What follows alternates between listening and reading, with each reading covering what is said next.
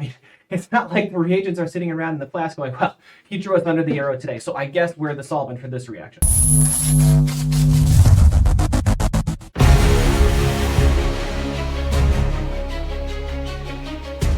Hi, I want to talk today about the Williamson ether synthesis. But before we do that, I want to take a look at this example that I have here on the board. I want you to pause the video, take a second on your own, see if you can predict the product for this reaction. Go ahead, pause the video, see if you can predict the product for this reaction.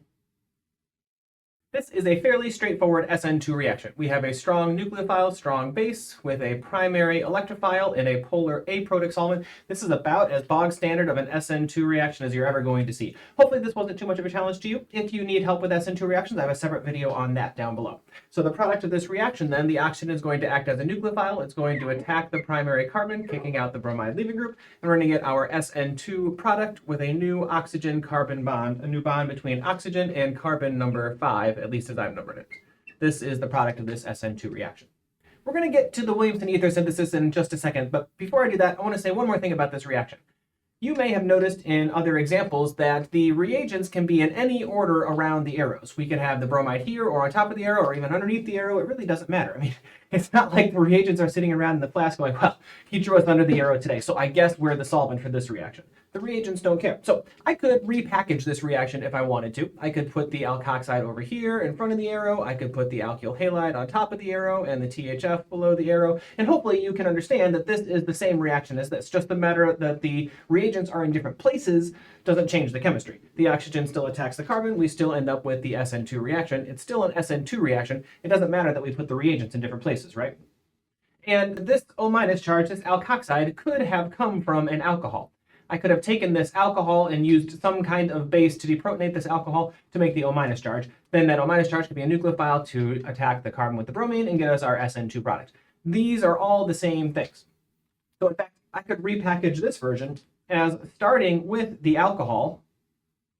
I could first add some kind of base, and second add my alkyl halide in THF. And all of this would be the same thing. The base would make the O-, the O- would attack the carbon, and I would still end up with my SN2 reaction. These are all just different ways of writing an SN2 reaction. And if you're okay with that, then we're ready to talk about the Williamson ether synthesis, because I already did. This is the Williamson ether synthesis. This setup here, this packaging of the SN2 reaction is the Williamson ether synthesis. The Williamson ether synthesis takes an alcohol, deprotonate with some kind of base to make an alkoxide. That alkoxide then does an SN2 reaction on an alkyl halide to form an ether as the product. That's it. It's just an SN2 reaction. The Williamson ether synthesis is just an SN2 reaction. It's just a very specific packaging of an SN2 reaction where we start with an alcohol to make the nucleophile that does the SN2 reaction to get an ether product, but it's just an SN2 reaction. This is no different than this. None. There's really no difference between these two setups. One we call the Williamson ether synthesis, one we just call an SN2 reaction. The Williamson ether synthesis is just an SN2 reaction. And if you're okay with that, if you're okay with calling this SN2 reaction, calling it the Williamson ether synthesis, then the Williamson ether synthesis doesn't have to be this intractable concept that you can't grasp. Sometimes I'm afraid that when we put a label on something and we call it something fancy like the Williamson ether synthesis, then all of a sudden students are like, oh, Williamson ether synthesis, I can't do that.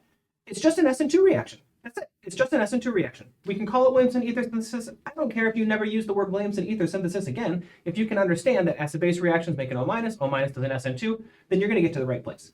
Whether we call it Williamson ether synthesis or not is really irrelevant. The Williamson ether synthesis is just an SN2 reaction. With that as background, then we're ready to go ahead and define the Williamson ether synthesis. The net reaction for the Williamson ether synthesis takes some kind of alcohol, deprotonates it with some kind of base to make an alkoxide. That alkoxide acts as a strong nucleophile to do an SN2 reaction to form an ether product. That's the net reaction for the Williamson ether synthesis.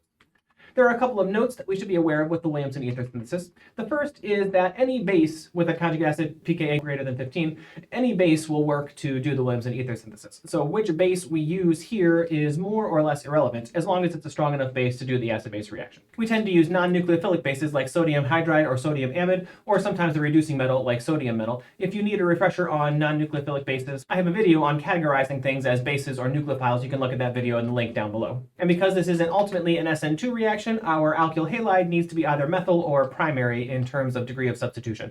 A secondary or a tertiary electrophile in this reaction won't undergo so much an SN2 reaction as it'll have competing E2 reaction, and perhaps even the E2 being the major product. So for the Williamson ether synthesis, the alkyl halide needs to be either a methyl alkyl halide or a primary alkyl halide.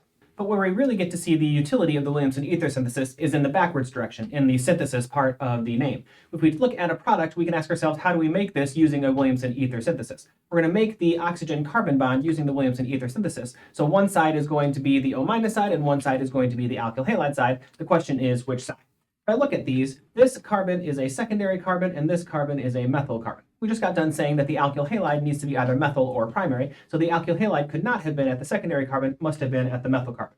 So in a retrosynthetic fashion, this is a retrosynthetic arrow. I have a video on retrosynthetic arrows I'll link to down below, but this arrow says this product was made from these reagents. So this product was made in the Williamson ether synthesis from these reagents. The secondary carbon must have been the alkoxide, and we must have used, it looks like, methyl halide in order to do the Williamson ether synthesis. This product was made from these reagents. And furthermore, this O- charge on this alkoxide could have been made from the corresponding alcohol as our starting material. This alkoxide was made from this starting material. That's the retrosynthetic analysis for the synthesis. That means we can go back and put it back in the forward direction. We would start with the alcohol. We would add any base would do. I'll go ahead and add sodium hydride. That's the one I tend to reach for. And then we would add the alkyl halide, which in this case is methyl bromide. That base would make the O-. The O- would attack the methyl group to form the desired product in this reaction for our Williamson ether synthesis. And that's it. The Williamson ether synthesis really doesn't have to be that scary. It's just an SN2 reaction, starting with an alcohol, making the strong nucleophile that does the SN2 reaction to form an ether as the product. Here's our reaction card for the Williamson ether synthesis. It's a reaction of an alcohol with a base followed by an alkyl halide to make an ether. You need to know that three-phrase sentence in all possible combinations. An alcohol reacts with a base and an alkyl halide to make an ether. A base and an alkyl halide turn an alcohol into an ether, and an ether is made when an alcohol is reacted with a base and an alkyl halide. It's just an SN2 reaction. We typically use a non-nucleophilic base for this reaction, and the alkyl halide has to be either methyl or primary so that we don't get competing E2 reaction. It's a regioselective reaction. It only works for those methyl and primary alkyl halides.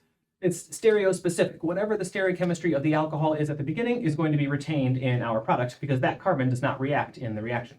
And it's redox neutral. The starting material and the product both are at the 1 CZ bond oxidation level.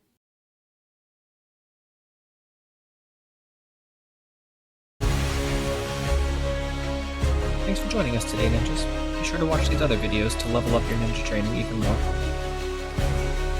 As always, don't forget to like and subscribe.